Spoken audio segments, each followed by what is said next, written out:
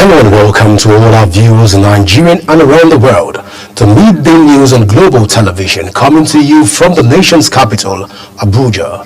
I am Godwin Sunday. A quick reminder that Global Television is on DSTV channel 365 and free to air on Nige Comsat. And now to the news. Nigeria's First Lady, Senator Oluremi Tinubu, has called for sustainable health financing mechanisms that ensure efficiency, resource mobilization and utilization to strengthen Africa's healthcare system. Speaking in Addis Ababa, Ethiopia, on the sidelines of the 38th African Union Summit, the First Lady stressed that Africa's economic growth and social stability hinge on a robust healthcare system that guarantees access to essential medical services for millions across the continent.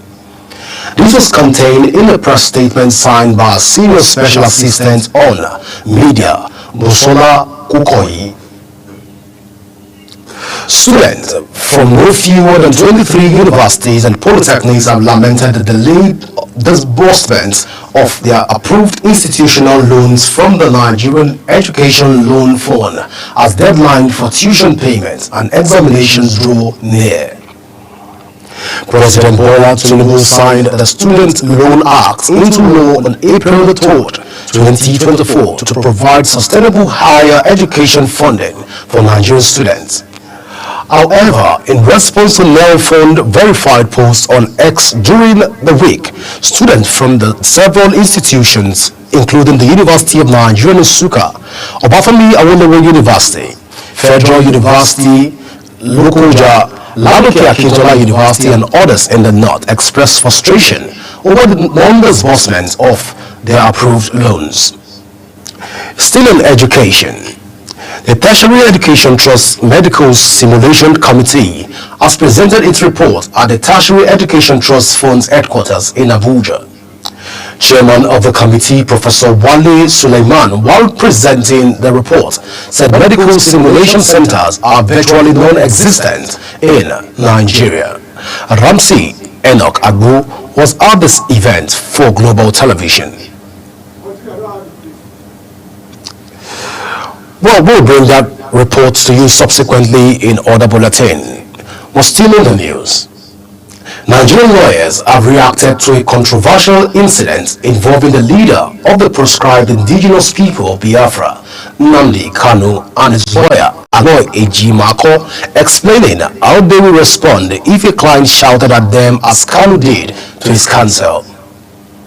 In a viral video recorded in the courtroom where Kanu was standing trial for terrorism charges, the IPOB leader was seen ordering his lawyer not to talk when he was talking. The IPOB leader had insisted that Justice Binta Nyako of the Federal High Court Abuja should not preside over his case, citing a previous recusal. The escalating conflict in the Democratic Republic of Congo will dominate an African Union summit opening Saturday, with the DRC president absent after Rwanda-backed forces seized a second major city on its territory. The 55-nation body meets in Ethiopia capital Addis Ababa, as Africa faces devastating conflicts in the DRC and Sudan, as well as U.S. President Donald Trump's cut to U.S. development aid, which have hit the continent hard. The African leaders represent around 1.5 billion people in a body long criticized for sluggishness, inefficiency, and toothless statements. Alumni of the Nnamdi Azikiwe University have commended the institution's decision to expel student Chima Maka Godi Mbakwe, who assaulted a lecturer of the university, Dr. Chukwudi Okoye, for disrupting a TikTok video. A video where Godi Mbakwe was assaulting the lecturer surfaced online, generating widespread attention on social media. The management of the university set up a panel on the conduct of the student. The panel found her guilty of misconduct and recommended her for expulsion, which was adopted by the university authorities. Fire has destroyed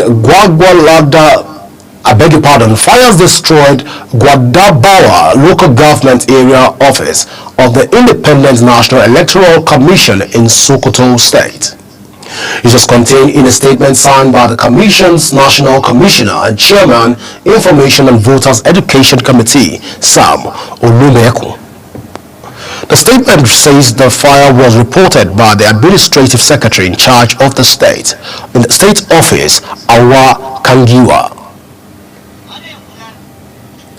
The head of financial crime at cryptocurrency firm Binance, Tigran Gambarian, who spent many months in a Nigerian detention facility over alleged corruption, has identified 3 Nigerian lawmakers who allegedly demanded a bribe of $150 million from him.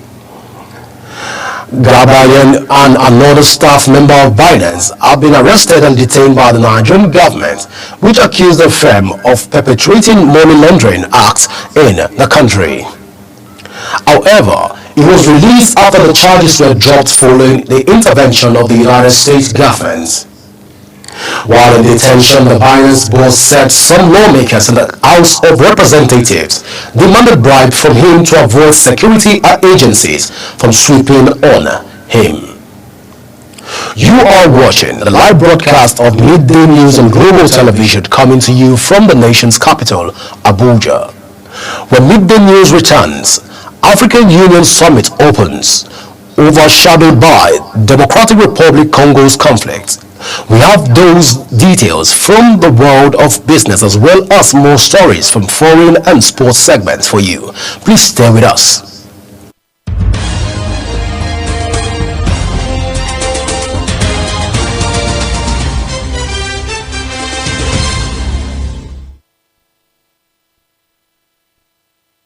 Welcome back.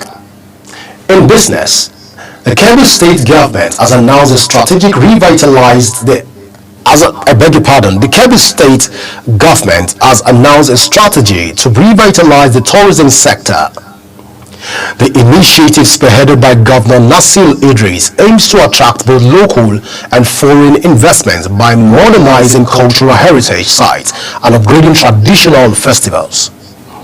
The Special Advisor on Communication and Strategy to the Governor, Alhaji Abdullah Zuru, disclosed this development during a familiarization visit to the newly established Bayabura FM radio station in Yauri, in the state.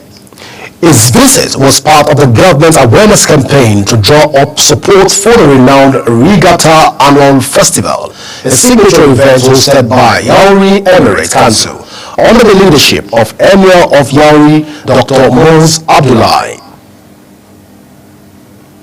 The federal government says its partnership with Google is set to transform Nigeria into global technology hub.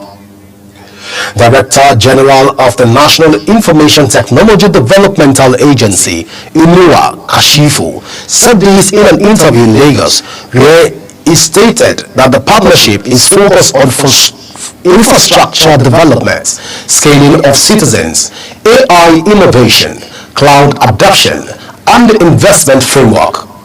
He further said that the partnership aims to create an ecosystem that would power Nigeria's digital transformation. The Cross River State Governor, Basio II, has expressed excitement over the federal government's plan to transform Obudukato Ranch into a major hub for livestock and dairy production in Nigeria. Speaking through the Deputy Governor, Peter Ode, during a courtesy visit by the Minister of Livestock Development, Idi Mahia Otu, said Obudu's favorable climate, rich biodiversity and vast landmass were key advantages for large-scale livestock farming and dairy production.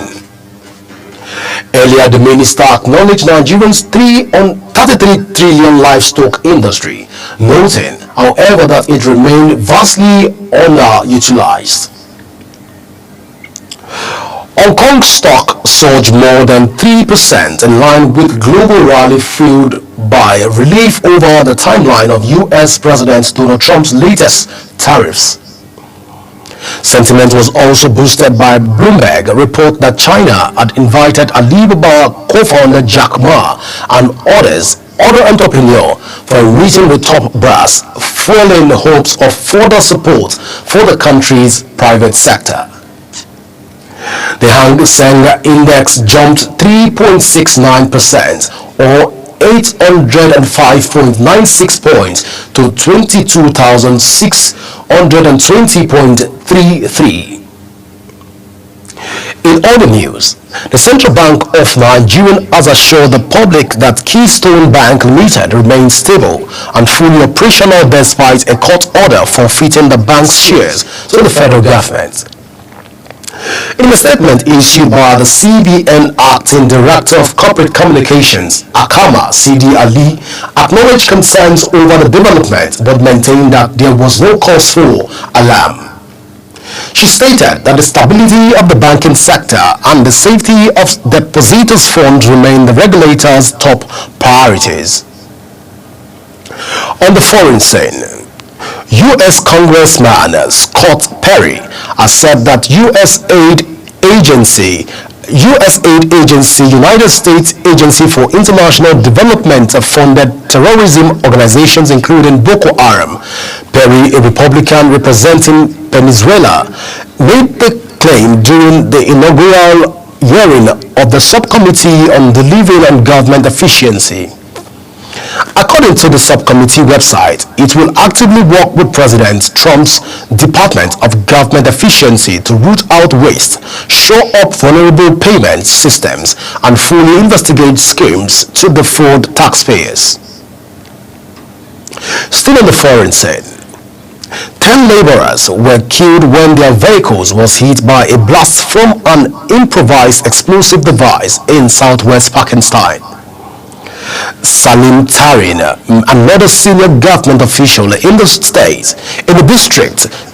same district, stated that laborers were traveling from the work site to the market for shopping as their car came under attack, noting that it was an IED blast.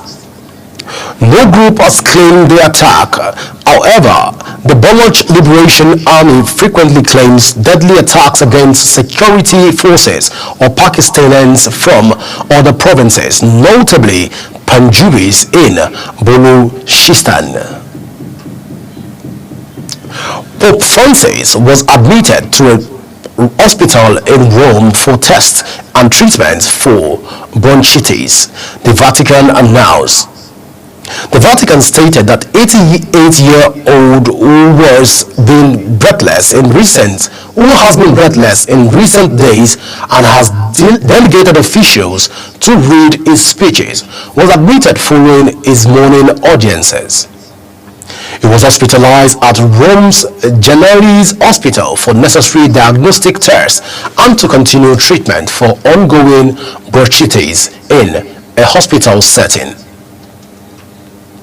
Still on the foreign scene, the United States has approved the extradition of a suspect linked to the 2008 Mumbai terrorist attack in which over 160 people were killed. President Donald Trump made the announcement during a joint press conference with Indian Prime Minister Narendra Modi at the White House. Although Trump did not initially name the suspect, a subsequent joint statement from both governments identified him as Pakistani origin Chicago businessman and Canadian citizen Taharu Rana.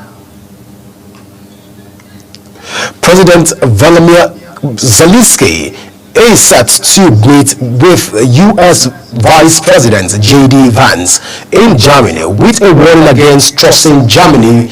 Vladimir Putin has concern mount in Kyiv and among its European allies that the Ukraine war will be settled over their heads.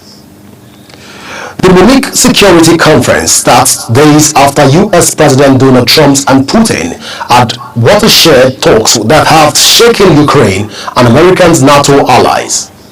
Although 3 years after Russia launched its full-scale invasion, Trump said he had agreed with Putin to soon start Ukraine's peace talks and exchange friendly visits.